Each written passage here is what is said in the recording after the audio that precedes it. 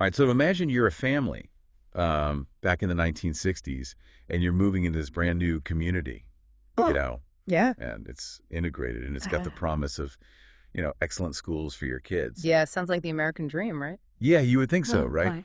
But what if that dream went kind of, sour? Yeah. And that's what we're looking into today. That's But the story of Rochdale Village in Queens, New York, and how it kind of went from this place of hope to a place that was grappling with, social unrest and all sorts of issues that we still deal with today. yeah, and it's a cautionary tale, but it's also a really great way to kind of look into this idea of integration, how complex it is in America. Yeah. And so what we're going to do today is kind of look at all the different factors that kind of shaped Rochdale Village, Yeah. from housing to education to racial tensions to political power. Yeah, you sent us this a fascinating episode of the School Colors podcast Right. called "The Making of the South Side," Okay. and it really sets the stage for this whole deep dive. And for those of you listening who are maybe between 45 and 60, this might bring back some memories Yeah, for sure. because it's about so much more than just the buildings or whatever happened. It's about hopes and dreams and like societal shifts that really impacted your generation. Exactly. And one thing that that episode really brings out is how intertwined housing and education were and still are, Oh, for sure. in shaping communities. And this episode really digs deep into how that played out in South Jamaica, Queens. Yeah, so let's rewind the clock way back to the 1890s Okay. with the Jamaica School War. Wow.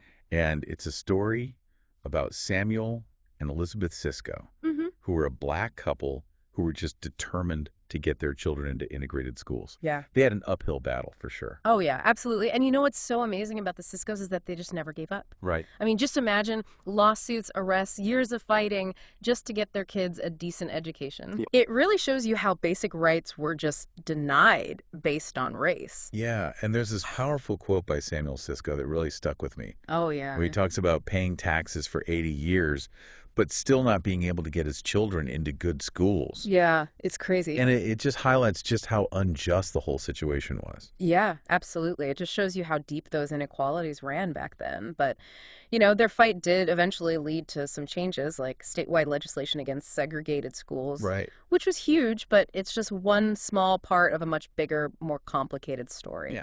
as we'll see. Yeah. Okay, so let's move into the early 20th century. Okay. And we see South Jamaica changing a lot. Yeah. On one hand, you've got, white families moving in looking for that kind of suburban ideal, Mm-hmm. cookie cutter houses, that sense of community. Right. But on the other hand, you have South Jamaica becoming like a haven for black home ownership, Yeah. attracting families who wanted space and opportunity and a place to really call their own. Yeah. And it's interesting how the episode describes South Jamaica as the poor colored man's Mecca, the place where black families could escape those cramped, conditions of places like Harlem Yeah. and finally, experience home ownership. Yeah. And the story of Gladys Weaver's family really paints a picture of what drew so many families to South Jamaica. Yeah. But even with all this, positive movement, Right. there were still these racial tensions, Yeah. you know, Well, for sure. simmering beneath the surface. And the episode even mentions the Ku Klux Klan being in Jamaica. Yeah, this is what makes this era so complex. Yeah. On the surface, you have these seemingly idyllic communities, Yeah. but underneath, there's this real hostility towards black families. Right. And it shows how integration was not simple at all. It was really messy. No, it wasn't easy at all. Yeah. Okay, so let's fast forward now to the 1930s through the 60s. Okay. And we see public housing starting to emerge. And we see the demographics shifting. Right. And this is where we see the South Jamaica houses, also known as the 40 houses. Right. And this was meant to be like this groundbreaking experiment in integrated public housing. Yeah, this was a pretty radical idea at the time. Back then, most public housing was segregated. Yeah. So the 40 houses represented this, big step towards a more integrated society. It did. Yeah. And there was a lot of optimism about the project. Yeah. People were excited to see how it would turn out. But then World War II happened, and then the Second Great Migration, Right. and things started to change pretty drastically. Yeah, because all of a sudden you have millions of black families moving from the South to the North, Yeah. looking for better opportunities Right. and escaping Jim Crow laws. Yeah. So the demographics of South Jamaica changed really quickly, Yeah. and that put a lot of pressure on housing and infrastructure. Yeah. And it created opportunities for people to take advantage of the situation. And that's where blockbusting comes in, which Mm. the episode talks about. Right. And Gladys Weaver actually saw this firsthand, Yeah. where real estate agents basically preyed on people's racial fears, Yeah, it's just awful. convincing white homeowners to sell their properties for less than they were worth, and then selling them to black families for way more than they should have. Yeah, it just shows how systemic racism was baked into everything. Yeah. You know, even seemingly good things like integrated housing could get twisted and used to make money. Yeah. And the impact on black communities was devastating, you know, leading to more segregation and economic disparities. Yeah, it's a reminder that progress isn't always a straight line. No, And even when we try to do good things, there can be unintended consequences. right. And this kind of sets the stage for Rochdale Village, Mm-hmm. which emerged in the 1960s as the biggest integrated housing co-op in the whole U.S. Wow. It was built on the former Jamaica racetrack. Oh, wow. And it was supposed to be this beacon of hope, you know, Yeah. a place where black and white families could live together and build a better future. It really was this grand social experiment, you know, fueled by all that optimism of the civil rights era. Mm. It promised not just housing, but also this real sense of community. The episode features Cal Jones, who moved to Rochdale wanting better education for his kids, Mm-hmm. which I'm sure a lot of parents can relate to. But it's interesting because there was some pushback from black families at first Yeah, who were a little suspicious of Rochdale. I can see why. They saw it as just another public housing project Right. that would bring down their neighborhood.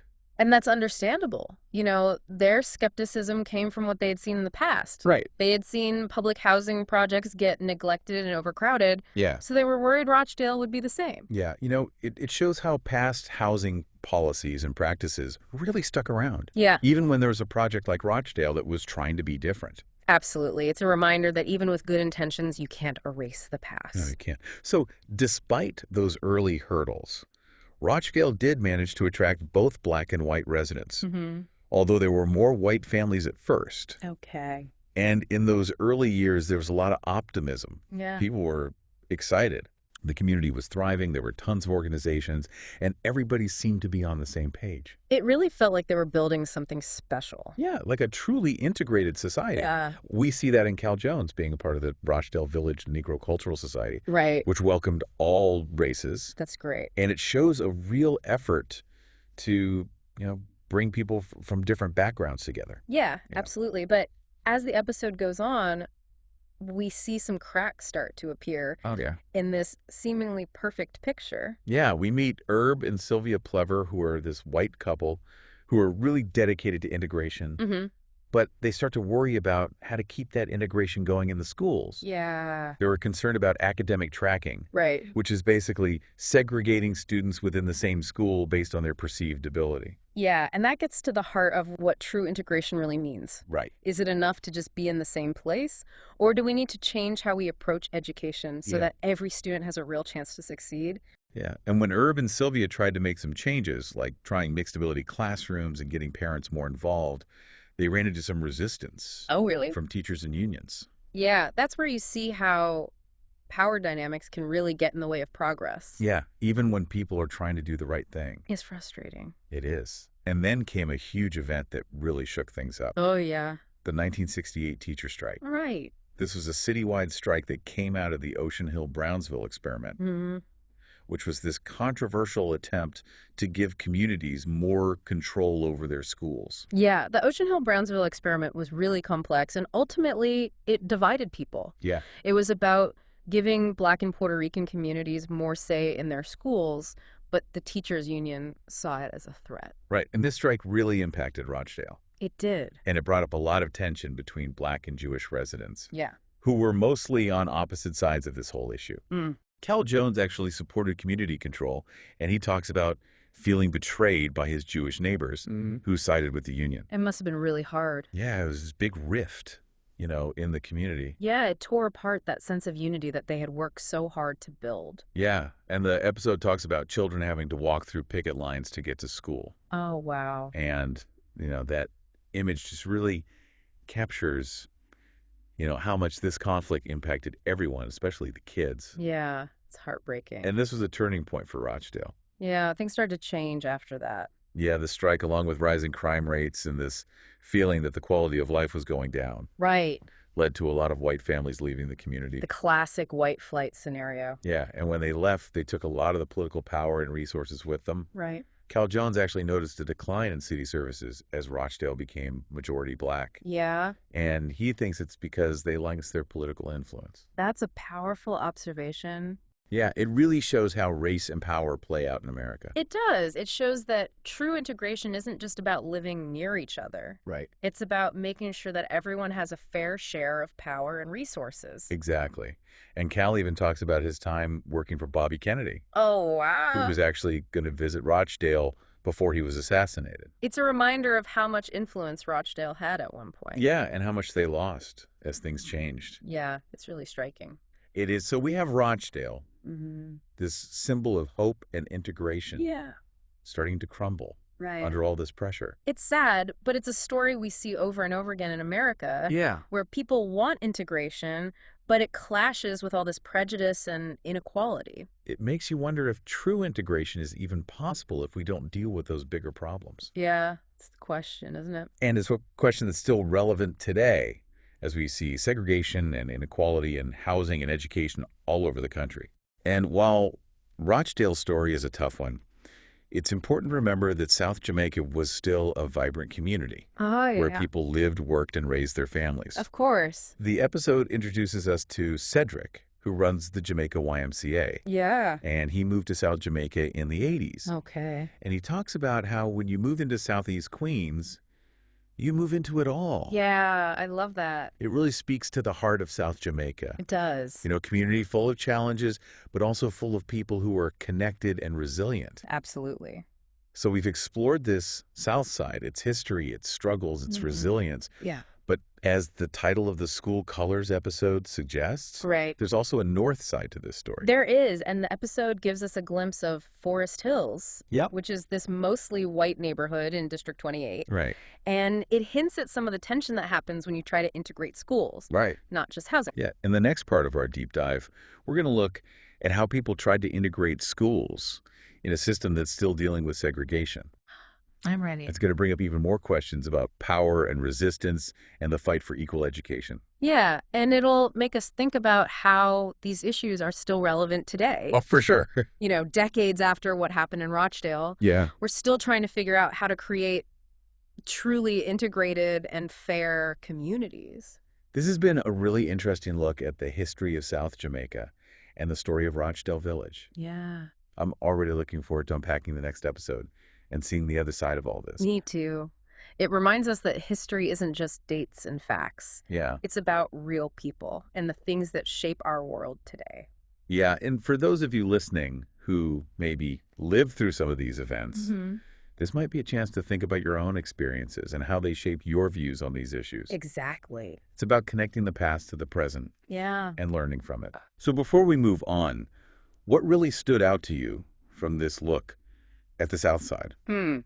That's a good question. Was there a story or a quote or an event that really resonated with you? Yeah, you know what? It was the story of that $50,000 grant they got to try out those mixed ability classrooms and get parents more involved in Rochdale. Yeah. It's inspiring, but also kind of sad Yeah. to see how those good ideas were met with resistance. Yeah. It shows how hard it is to really change the education system. Yeah. And it's amazing how some of those solutions they were talking about back then Right. are still being talked about today. Exactly. It shows how deep these issues are. And it makes you wonder what it will take to finally fix them. Yeah. What will it take to create a system that's fair for everyone? It's a good question, and one we should keep asking We should. as we keep exploring the story. Yeah, absolutely. This deep dive has been really eye-opening. Yeah, it has. And it's made me think a lot about integration, the power of education, and how important it is to have empathy and understanding when we're dealing with these complicated issues. Couldn't agree more. All right, so we're going to take a quick break, and when we come back, we'll be diving into the north side of this story. Sounds good. Stay with us. Yeah, it really feels like there's this underlying thread, running through this whole thing. Yeah. This idea of power. Right. Like, who has it, who doesn't, and how does that affect this whole idea of integration Yeah. and equal opportunity for everyone. It makes that idea of like, oh, let's just bring everyone together seem so simple, doesn't it? Right. It's way more complicated than that. And the Rochdale Village stories show us that, integration isn't just about, living near each other. Yeah. It's about dealing with those bigger issues that create the inequalities in the first place. Right. Making sure that resources and opportunities and even political power are more evenly spread out. Yeah. And when we look at the north side versus the south side, Right. those differences become even more obvious. Exactly. Forest Hills was already this, well-established community Yeah. with money and political influence. They Yeah. had a voice, Yeah. South Jamaica didn't really have that same advantage. Right. They had faced so much discrimination and lack of investment. It's true. And, thinking back to Cal Jones and what he said about the decline in city services, Yeah. as Rochdale became majority black, Right. that's a real example of how these power shifts can have a direct impact on people's lives. It really is. Political power often means better things for a community, Yeah. like better schools, better infrastructure, Yeah. more access to resources. Yeah. And when a community loses that power, those things can disappear. It's a tough reminder that fighting for integration isn't just about changing people's minds. Right. It's Yeah. about changing the whole system. Exactly. The system that keeps inequality going. And that means a real long-term commitment to fixing those problems. It does. Getting rid of things like housing discrimination, Right. making sure schools are funded fairly, Yes. making sure that diverse voices are represented in positions of power. Absolutely. This whole deep dive has really shown how complicated integration is Yeah. and how hard it is to build a society where everyone has a chance to succeed. It's a lot to think about for sure. It is. But we have to have these conversations. We do. We have to talk about these difficult parts of our history, Mm-hmm. and we have to work together to create something better. That's the only way forward. And for those of you listening who are dealing with these same issues in your own communities, Yeah. what advice would you give them? That's a great question. Where do we even begin to fix these huge problems? Well, I think it starts with education. Okay. Learning about the history of segregation and discrimination Yeah. in your own community. Hmm. Understanding how those systems still affect us today. That's the first step. Like they say, knowledge is power. It really is. And once you have that knowledge, you can start to see the problems more clearly. Right. And you can start to find ways to get involved. Yeah. Support organizations that are fighting for justice, advocate for better policies, Have those tough conversations with your friends and family. Right. Change starts with each of us. Yeah. It's a good reminder that we all have a part to play in building a better world. We do. We can't just sit around and wait for someone else to fix it. Exactly. It's about taking action, working together, and staying committed to creating a world where everyone has a chance. I like that. Yeah. This has been such a powerful look at a really important part of American history. Yeah. The story of Rochdale Village Mm-hmm. and the differences between the North Side and South Side Right. show us just how hard it is to achieve real integration and fight for social justice. It's an ongoing struggle. It is, and it reminds us that progress isn't always easy. No, it's not. There are going to be setbacks, Yeah. but we have to keep pushing for a more just and equitable society. Absolutely. It's a fight worth fighting. It is, and it makes us think about our own role in this fight. Right. Challenging our own assumptions, educating ourselves, Yes. and working towards a world where integration isn't just an idea. But a reality. Yeah, our reality. We hope this deep dive has given you some new perspectives Yeah. and a renewed sense of purpose Yeah. as we continue this journey together. Absolutely. Thanks for listening. Yeah. It's like we keep coming back to this one thing, I know. this idea of power dynamics. Yeah, it just keeps popping up. Who's got it, who doesn't, Right. and how that affects, integration Yeah. and giving everybody a fair chance. It makes you realize you can't just throw people together and expect everything to work out. Right. Rochdale Village proved that Yeah. integration isn't about just being near each other. It's about dealing with those systemic problems Yeah. that cause inequality in the first place. Yeah. Like, we need to make sure everyone has access to resources and opportunities Mm-hmm. and, yeah, even political power. And when you compare the North Side to the South Side, Yeah. you really see those imbalances. Oh, totally. Forest Hills was already this established community Yeah. with resources, political clout. Right. They had a voice, at the table. Yeah. South Jamaica didn't have that. Nobody did. They had been dealing with discrimination and lack of investment for years. It's true. And, when Cal Jones talked about how city services declined when Rochdale became majority black, Yeah. that shows exactly how these power shifts can play out in real life. Yeah, it's like political influence equals better things for your community. Right. Better schools, better infrastructure, more access to everything. Yeah. And when a community loses that influence, it's tough. It is. It's a real wake-up call. The fight for integration is about more than just changing minds. It's about changing the whole system. The systems that keep those inequalities in place. Right. And that's a long-term commitment. Oh, yeah, it is. To get rid of things like housing discrimination, Yes. making sure schools are funded fairly, Yeah. making sure different voices are heard. Especially in positions of power where decisions are being made. This deep dive has really been eye-opening, Yeah, it has. It's shown just how complicated integration is and how much work we have to do. Yeah, to build a world where everyone has a real chance. For our listeners out there, Yeah, who are struggling with these same issues, I know there are many. what advice would you give them? That's a good question. Where do we even start to try and fix these huge problems? Honestly, I think it begins with education. Right. Learning about the history of segregation and discrimination in your own community. Yeah. Understanding how those systems are still at work today. Right. That's a powerful first step. Because knowledge is power. Right, exactly. And when you have that knowledge, you can start to see the problems more clearly. And then you can figure out how to get involved. Right. You can support organizations doing good work, Right.